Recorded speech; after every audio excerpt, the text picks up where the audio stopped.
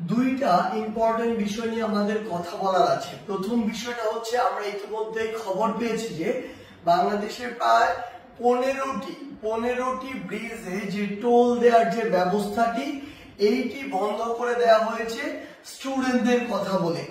আমাদের জায়গা থেকে স্পষ্ট বার্তা, এটি রাষ্ট্রের একটি যে আয়, এই আয়ের একটি অংশ এই ব্রিজগুলোতে যে টোল দেওয়ার বিষয়টি।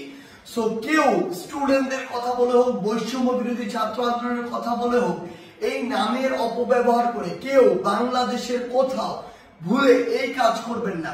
প্রত্যেকটি ব্রিজে টোল দিবে, এমনকি বৈষম্য বিরোধী ছাত্র আন্দোলনের ব্যানারে কোন যদি ত্রাণের ট্রাকও বাংলাদেশের যে কোনো জায়গায় যায়, সেই ট্রাকও টোলের টাকাটি দিয়ে তারপরে যাবে। কারণ এই রাষ্ট্রকে যদি আমরা স্টেবল করতে চাই, আমার রাষ্ট্রের যে অর্থনৈতিক অবস্থা সেটিকে আগে স্টেবল করতে হবে। কিন্তু ক্ষমতার অপব্যবহার করার যে নোংরা সংস্কৃতি ছিল এত বছর ধরে, এখন আপনি যদি সামান্য কিছু একটি অস্থিতিশীল অবস্থা দেখে আবার সে ক্ষমতার অপব্যবহার করেন এবং আপনার কথা মতো কোন একটি জায়গায় ব্রিজে টোল দেওয়া বন্ধ করে দেন কিংবা কোন একটি স্টিকার দেখে পার হয়ে যান, এটিকে আমরা কোনোদিনও সমর্থন করি না। আমাদের জায়গা থেকে স্পষ্ট বার্তা, অবশ্যই প্রত্যেকটি ব্রিজে এই টোল যেটি সেটি টোল দিয়ে যেতে হবে। এবং আরেকটি হচ্ছে যেটি, যখন এই ব্রিজে কোনো একটি গাড়ি এভাবে ত্রাণের কথা বলে বা অন্য কোনো প্ল্যাটফর্মের কথা বলে টোল ছাড়া চলে যাচ্ছে, আরো অনেক গাড়ি আসলে টোল ছাড়া এভাবে ওই গাড়ির সাথে চলে যাচ্ছে।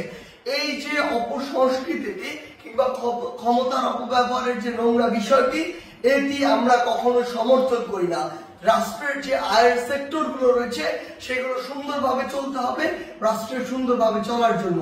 আরেকটি গুরুত্বপূর্ণ বিষয় যেটি আমরা দেখতে পাচ্ছি, বিগত 16 বছরে আওয়ামী লীগ ফ্যাসিস্ট সরকার কি করেছে, তার ক্ষমতার অপব্যবহার করেছে।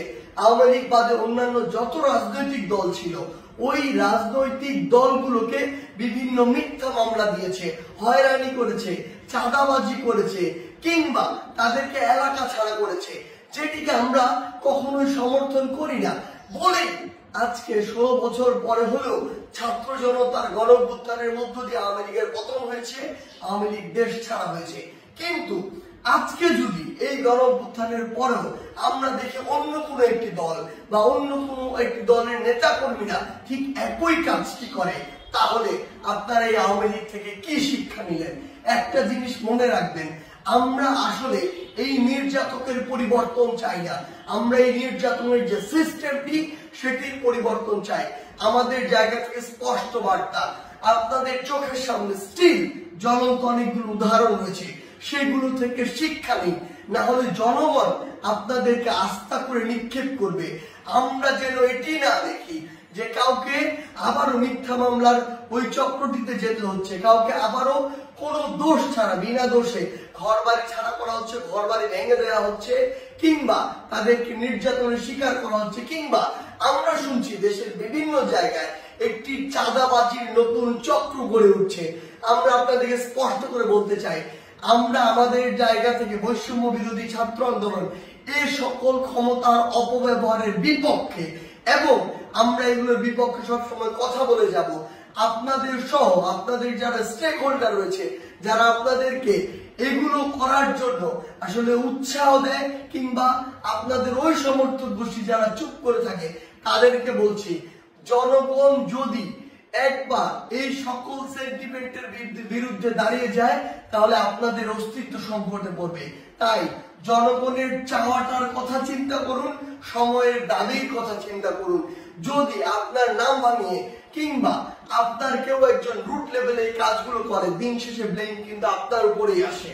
সো এই জিনিসটি মাথায় রেখে পুরো বাংলাদেশে এই যে নতুন আরেকটি 16 বছরের যে বিভিন্ন চিত্র ছিল, উদাহরণ ছিল, সেগুলোর যে নতুন আরেকটি এক্সটেনশন কেউ কেউ তৈরি করছে নতুন করে, কিংবা নতুন আরেকটি সংস্কৃতি কন্টিনিউ করার চেষ্টা করছে, আমাদের জায়গা থেকে স্পষ্ট বার্তা, আমরা এটি সমর্থন করি না।